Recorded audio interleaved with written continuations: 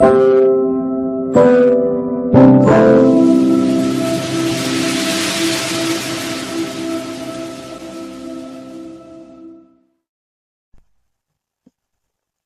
berjumpa kembali kawan-kawan semuanya, Sobat Media Obrolan Mata dimanapun berada. Kali ini kita akan mengulas sedikit mengenai rancangan peraturan Menteri Kesehatan terkait dengan pengelolaan SDM Kesehatan, di mana pembahasan ini sudah melalui uji publik beberapa hari yang lalu.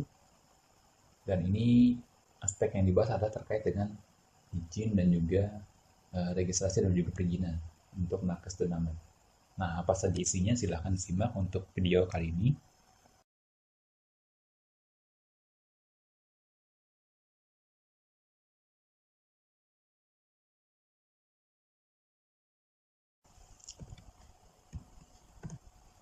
Nah, ini aturan dasarnya. Sebagaimana diketahui, itu setelah terbitnya Undang-Undang Nomor 17 Tahun 2003, dia mendapatkan amanah Kementerian Kesehatan harus menerbitkan 5 rancangan peraturan Menteri Kesehatan. Sementara aturan turunan di PP 28 Tahun 2024 itu mengamanahkan ada 156 rancangan peraturan Menteri Kesehatan dan juga 71 rancangan keputusan Menteri Kesehatan. Karena sedemikian banyaknya RPMK dan juga RKMK ini, maka berdasarkan rencana itu akan disederhanakan menjadi hanya 14 RPMK dan juga 66 RKMK atau Rancangan Keputusan Menteri Kesehatan. Nah, yang kita bahas kali ini adalah Rancangan Peraturan Menteri Kesehatan nomor 5 terkait dengan pengelolaan SDM Kesehatan. Jadi dari 14 ini ada di nomor 5. Nah, khusus yang registrasi dan juga izin itu adanya di bab 5. Nah, delegasinya itu berdasarkan PP nomor pasal 680 dan juga 687 di PP nomor 28. Ini ketentuan turunannya, pasal-pasal yang terkait di undang-undang dan juga undang-undang dasar. Lalu ini aturan turunan di PP-nya sendiri di pasal 680, pasal 687, di mana di pasal-pasal ini menyebutkan ketentuan-ketentuan itu akan diatur dalam peraturan menteri. Jadi inilah yang dibahas kenapa peraturan menteri ini keluar. Tidak lain adalah untuk membahas ketentuan-ketentuan lanjut yang belum dijelaskan secara detail di peraturan pemerintah nomor 28 tahun 2024. Nah, ini konsepnya dari beberapa pasal di peraturan menteri kesehatan ini. Konsepnya disederhanakan dalam bagian ini khusus untuk yang penerbitan SR itu sendiri itu memiliki jangka waktu total selama 10 hari dari proses penerbitan, pengajuan sampai dengan penerbitan SR itu sendiri. Jadi maksimalnya hanya 10 hari. Jadi misalnya kita baca dari bagian ini, itu register dilakukan oleh nakes namet, lalu dia melengkapi dokumen, itu jangka waktu 5 hari, diverifikasi selama 2 hari di tahap 1, jika tidak lengkap dikembalikan, jika lengkap akan lanjut ke proses baik itu berbayar ataupun jenis yang tidak berbayar. Jika jenis berbayar, dia akan terbit nanti kode billing yang harus segera dibayarkan oleh nakes nametnya. Jika tidak dibayar, maka dia akan kembali ke proses permohonan awal. Sementara jika dilunasi, maka dia akan lanjut ke proses penerbitan atau proses STR, itu jangka waktu juga 1 hari. Nah, ini untuk proses persiapan sampai dengan tanda tangan elektronik.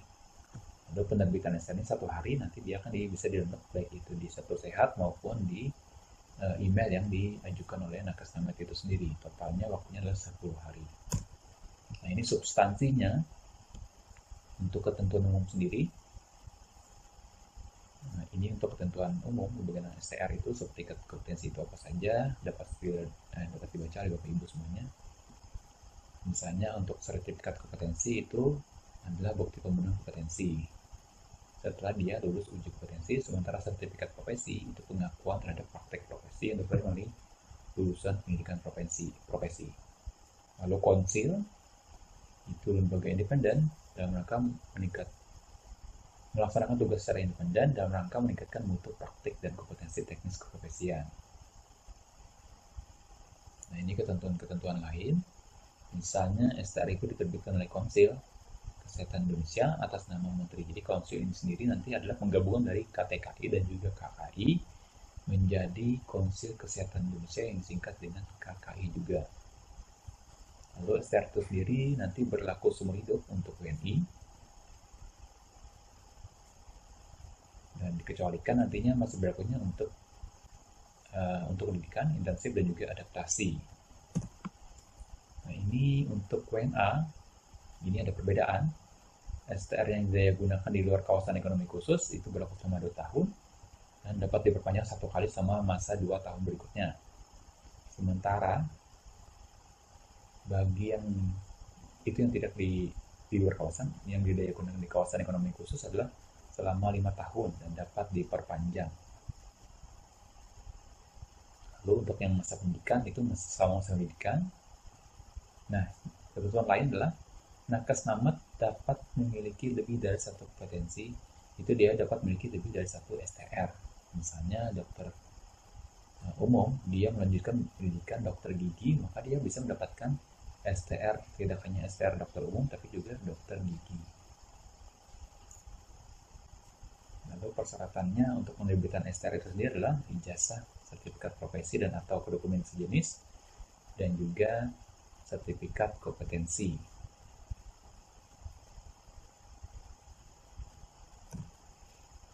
Lalu untuk pembaruan STR, ini ada 3 jenis pembaruan STR. STR menjadi STR seumur hidup, lalu STR karena perubahan kompetensi, lalu STR karena kewenangan tambahan atau kualifikasi tambahan. Ini 3 jenis.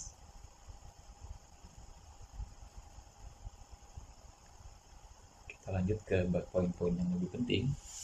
Nah, nantinya penerbitan STR ini adalah melalui akun pribadi di sistem informasi kesehatan. Jadi kalau yang kita kenal sekarang itu melalui akun Satu Sehatnya untuk memperbarui STR-nya jadi STR seumur hidup gitu di akun Satu Sehat masing-masing nakes dan namat. Ini batas waktu tadi baik dari verifikasi sampai dengan penerbitan STR. Lalu poin selanjutnya ini untuk tarif juga ada beberapa ketentuan, ada yang Rp0 ataupun ada yang kena tarif.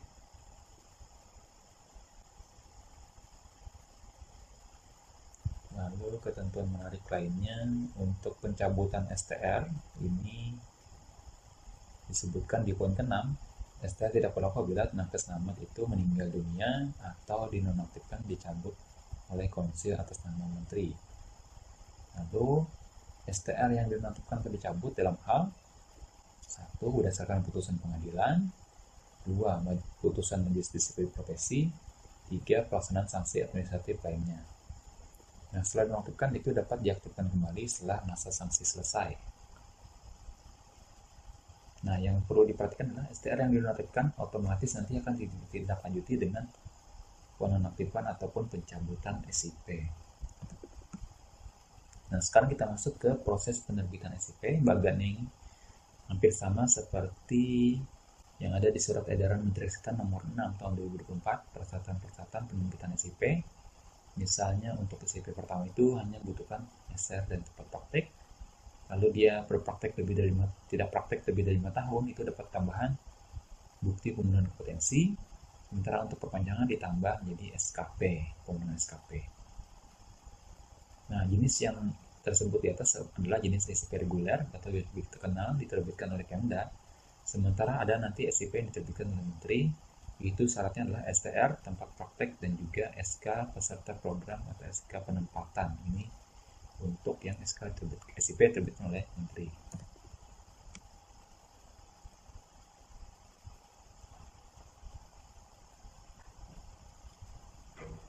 Nah, untuk surat izin praktek itu atau SIP adalah bukti tertulis yang diberikan kepada nakes namat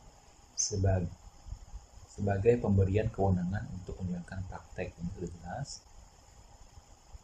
Lalu surat tugas adalah izin yang diberikan oleh menteri atau kepada dokter atau dokter gigi spesialis yang telah memiliki SIP dengan jumlah maksimal untuk memberikan pelayanan spesifik daerah yang membutuhkan. Jadi hanya untuk daerah tertentu yang tidak ada tenaga dimaksud.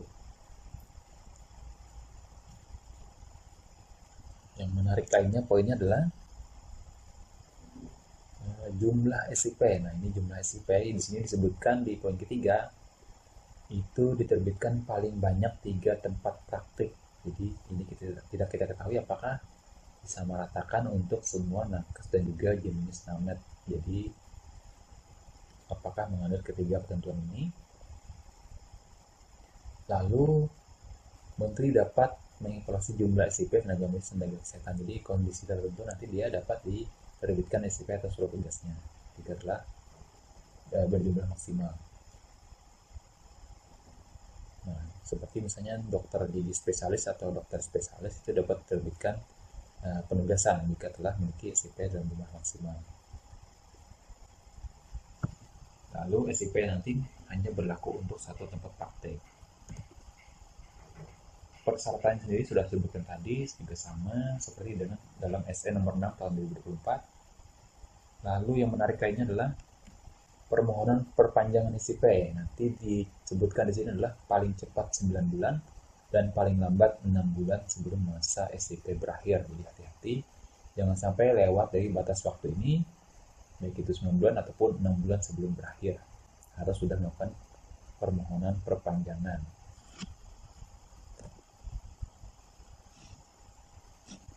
Nah, ketentuan lain yang menarik lainnya adalah di nomor 5 poin ketiga, penerbitan SIP oleh Pemda Kabupaten Kota itu memperhatikan selain syarat pengajuan adalah kuota dan juga sanksi administratif. Jadi kalau yang kita ketahui sekarang, kuota dan sanksi administratif nanti dia akan diinputkan dalam informasi di Satu Sehat SDMK masing-masing nakes dan namet. Sehingga begitu ada aplikasi lain untuk penerbitan izin, nanti dia harus terintegrasi dengan akun Satu Sehatnya Bapak Ibu semuanya, sehingga dapat membaca jumlah SIP yang dimiliki oleh nakes namet, membaca syarat yang ada di Satu Sehatnya, lalu membaca kuota di daerah tersebut apakah memang masih membutuhkan, dan juga sanksi administratif yang dimiliki oleh nakes namet dimaksud. Jadi hati-hati ke depannya, nah semuanya akan terintegrasi dalam satu sistem ataupun sistem-sistem yang saling terintegrasi sehingga sulit dikelabui istilahnya seperti itu. Nah, ini ketentuan lainnya, SIP nanti diterbitkan paling lama 5 hari kerja sejak persyaratan dinyatakan lengkap. Jadi dia ada batas waktunya, jika tidak diberikan atau tidak diproses 5 hari kerja, maka dia akan otomatis terbit nantinya. Nah, itu nanti akan ditandatangani secara elektronik dalam prosesnya, jadi semuanya by aplikasi, bukan lagi mungkin di beberapa daerah masih menggunakan sistem manual penyerahan secara langsung. Nanti dia semuanya akan secara elektronik dan membaca melalui akun Satu Sehatnya Bapak Ibu semuanya. Demikian juga untuk mendownload SIP yang sudah terbit, nantinya juga dapat didownload ya oleh nakes namet tersebut by aplikasi juga. Nah, ketentuan lain dalam perubahan kompetensi, nakes namet dapat mengajukan perubahan SIP melalui sistem informasi kesehatan yang terintegrasi dalam sistem informasi kesehatan nasional. Jadi perubahan SIP dilakukan dengan melakukan terlebih dahulu pembaruan STR. Nah, ketentuan lain untuk yang SIP kedua ketiga juga sama, itu masih berlaku sama dengan SIP pertama. Nah, ini yang menarik adalah penerbitan SIP oleh Menteri. Jadi tadi oleh Pemda, sekarang oleh Menteri. Oleh Menteri itu dapat diterbitkan SIP dengan jenis sebagai berikut. Yang pertama adalah dokter atau dokter gigi intensif. 2. Peserta didik program pendidikan spesialis atau subspesialis. Lalu nakes namet yang didaya pada kawasan ekonomi khusus atau pintu masuk atau pelabuhan atau bandar udara yang melayani lalu lintas domestik. Lalu nakes namet yang ditugaskan Menteri di daerah tertinggal, perbatasan kepulauan dan daerah bermasalah kesehatan. Lalu namet dan nakes WNI luar negeri yang mengikuti adaptasi. Lalu nakes namet yang didaya dalam rangka percepatan pemenuhan pelayanan kesehatan lainnya. Nah, ini jenis-jenis SIP yang diterbitkan oleh Menteri. Lalu untuk SIP itu nanti berlaku selama 5 tahun, kecuali SIP intensif, SIP pendidikan, dan SIP adaptasi nanti mengikuti waktu dia intensif pendidikan dan juga adaptasi. Nah, khusus untuk nakes namet WNA berlaku sesuai dengan penugasan. Nah, SIP yang diterbitkan oleh Menteri itu hanya untuk satu tempat praktek dan bukan untuk tempat praktek mandiri. Jadi Misalnya SIP-nya untuk dokter dan dokter gigi spesialis, dipastikan nanti bukan SIP untuk praktek mandiri, tapi dia SIP-nya di pasienkes, misalnya di rumah sakit. Sekarang pemberian surat tugas. Jadi kalau surat tugas, ini menteri dapat memberikan surat tugas kepada dokter atau dokter gigi spesialis WNI yang telah memiliki SIP untuk bekerja pada pasienkes tertentu tanpa memerlukan SIP di tempat tersebut. Jadi ini yang berupa surat tugas. Demikian juga yang bekerja di kawasan ekonomi khusus. Nah, penerbitan SIP-nya nanti atau surat tugasnya nanti dapat dilakukan oleh menteri ataupun juga oleh direktur jenderal setelah dapat delegasi dari menteri kesehatan misalnya. Ketentuannya untuk pemberian surat tugas ini adalah Dinas Kesehatan Kabupaten Kota yang tidak memiliki dokter atau dokter gigi spesialis dengan kompetensi tertentu dapat mengajukan permohonan surat tugas untuk memenuhi kebutuhan pelayanan kesehatan. Jadi diajukan terlebih dahulu ke Kementerian Kesehatan. Nah, persyaratannya itu melampirkan hasil kajian kebutuhan, pernyataan ketiadaan dokter tenaga tersebut, dokter spesialis atau dokter gigi spesialis, lalu usulan kandidat jika sudah ada, dengan melampirkan bukti SIP maksimal jika telah memiliki. Misalnya 3 SIP nanti harus ditampilkan juga. Nah, pada kawasan ekonomi khusus, maka kajian kebutuhannya dilaksanakan oleh pimpinan pasienkes. Jadi misalnya pada kawasan ekonomi khusus ada rumah sakitnya, nah pimpinan rumah sakitnya membuat kajian kebutuhannya. Nah, surat tugas ini diberikan 1 kali dengan jangka waktu 1 tahun serta dapat diperpanjang sesuai dengan kajian kebutuhan pemenuhan pelayanan spesialistik di daerah tersebut. Sementara untuk kedudukannya sama dengan SIP, hak dan kewajiban juga sama dengan yang memiliki SIP. Sekarang pelayanan yang tidak memerlukan SIP. Jadi pada kondisi tertentu maka nakes nama tidak memerlukan SIP, misalnya ada bakti sosial untuk kemanusiaan, tugas kenegaraan, penanggulangan KLB, wabah atau bencana lainnya, pemberian pertolongan darurat lainnya, pemberian pelayanan kesehatan lainnya bersifat insidental dan bersifat sementara. Nah, kegiatan bakti sosial atau kemanusiaan ini nanti bisa diselenggarakan oleh kementerian atau lembaga dan atau masyarakat. Yang penting dalam penyelenggaraannya harus melaporkan terlebih dahulu kepada Dinas Kesehatan Kabupaten Kota setempat.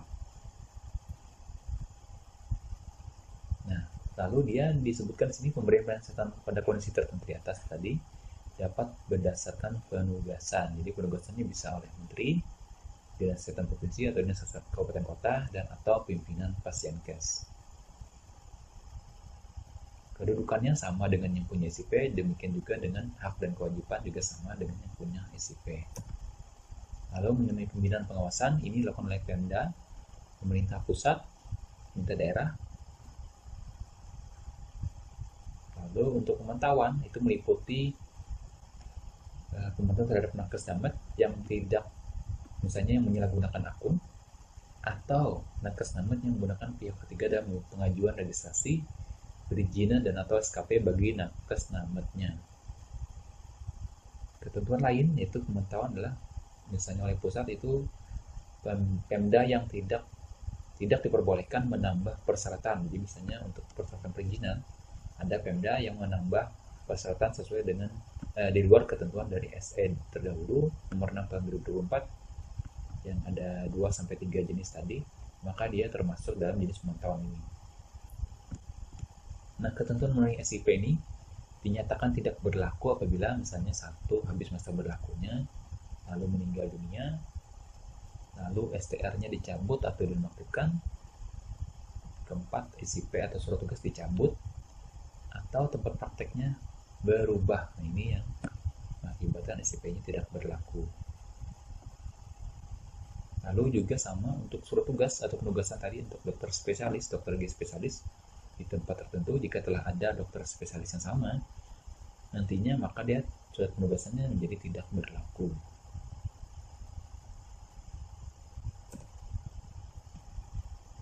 Nah, ini ketentuan untuk yang menyalahgunakan akun. Nakes namet yang terbukti menyalahgunakan akun dikenakan sanksi penonaktifkan STR dan atau SIP selama 6 bulan. Lalu jika mengulangi kembali maka dinonaktifkan selama 12 bulan. Sementara yang menjadi pihak ketiga untuk pengajuan registrasi, perizinan, dan atau SKP dikenakan sanksi penonaktifan STR selama 12 bulan. Lalu jika mengulangi kembali, maka di STR dan SIP-nya akan dicabut seumur hidup. Jadi hati-hati, misalnya Bapak Ibu semuanya, untuk menambah SKP di Pelantara Sehat menggunakan jasa pihak ketiga, bukan tidak mungkin nanti ditemukan dalam menjadi pelanggaran, maka STR dan SIP-nya akan dicabut, dan ini akan tercatat secara elektronik di akun Satu Sehatnya Bapak Ibu semuanya. Karena semuanya akan menjadi basis sistem selama 2 tahun ke depan setelah RPMK ini diresmikan atau disahkan. Nah, ketentuan untuk Pemda yang menambah persyaratan perizinan itu pertama diberikan teguran tertulis oleh Menteri. Lalu yang kedua, maka akan dilakukan evaluasi terhadap dana DAK-nya atau dana alokasi khusus, baik itu fisik maupun non fisik, pada instansi yang mengelola perizinan. Jadi hati-hati, ini dituangkan sudah dalam RPMK ini. Sekarang pendanaannya seperti biasa, bisa lewat APBN, APBD, PNBP, atau sumber lain yang tidak mengikat.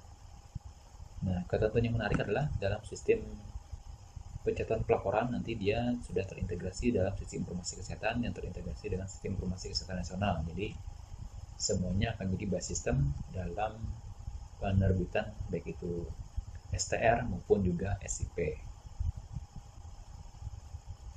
Nah, untuk daerah yang menggunakan aplikasi lokal dalam penerbitan misalnya izin, nanti diwajibkan terintegrasi juga dengan Kementerian Kesehatan. Ini dimaksudkan nantinya agar aplikasi tersebut dapat menarik data atau terintegrasi dengan akun Satu Sehatnya masing-masing nakes namet, sehingga dapat membaca data yang diperlukan untuk permohonan izin praktek, baik itu sisi kuota, sanksi administratif maupun syarat pengajuannya.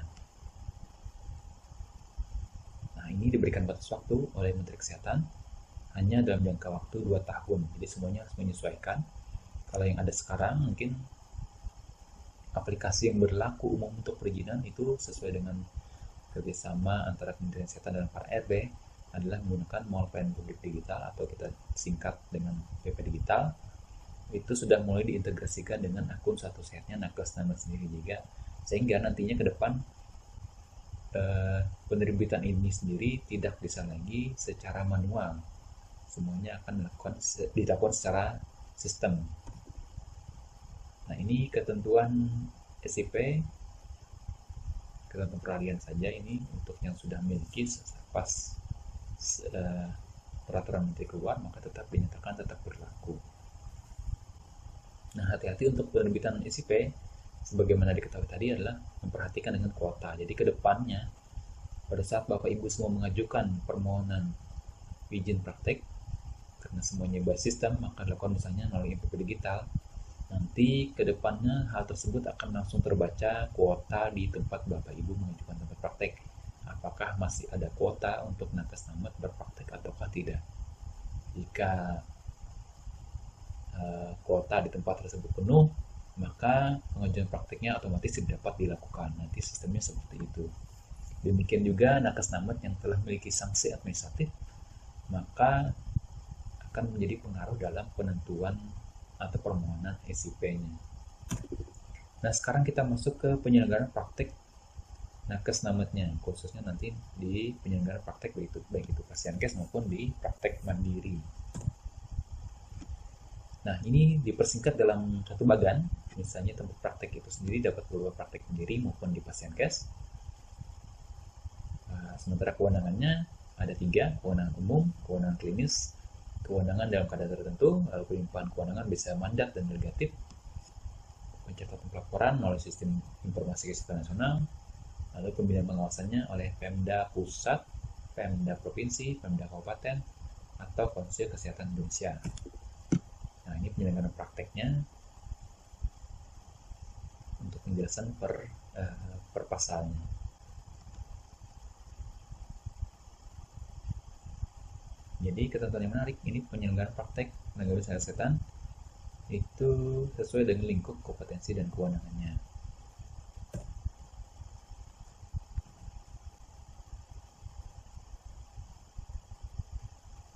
transparansi dan keterbukaan informasi dalam sistem informasi pelayanan kesehatan dapat diakses masyarakat, diantaranya mekanisme penyelenggaraan pelayanan kesehatan, persyaratan, biaya, waktu yang diperlukan, serta hak dan kewajiban. Kerahasiaan dikecualikan bagi kepentingan proses penegakan hukum. Nah, ini kita untuk praktek mandiri. Jadi harus melakukan registrasi terlebih dahulu di fasilitas pelayanan kesehatan oleh sistem informasi kesehatan yang terintegrasi dengan sistem informasi kesehatan nasional.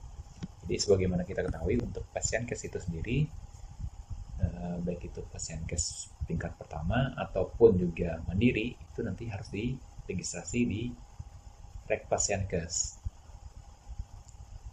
Biasanya ini ada di Dinas Kesehatan. Untuk permintaan registrasi ini dapat diajukan ke Dinas Kesehatan khususnya bidang pelayanan kesehatan. Baru nanti Bapak Ibu semuanya dapat membuka akun di sistem informasi SDMK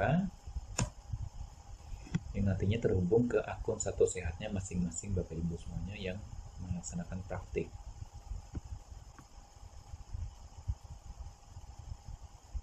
Nah, sementara yang melakukan praktik itu sendiri dapat berupa WNI maupun WNA. Lalu kita lanjut untuk pemberian pelayanan. Nah, sebelum disebutkan tadi, pelayanannya adalah sesuai dengan kewenangan klinisnya.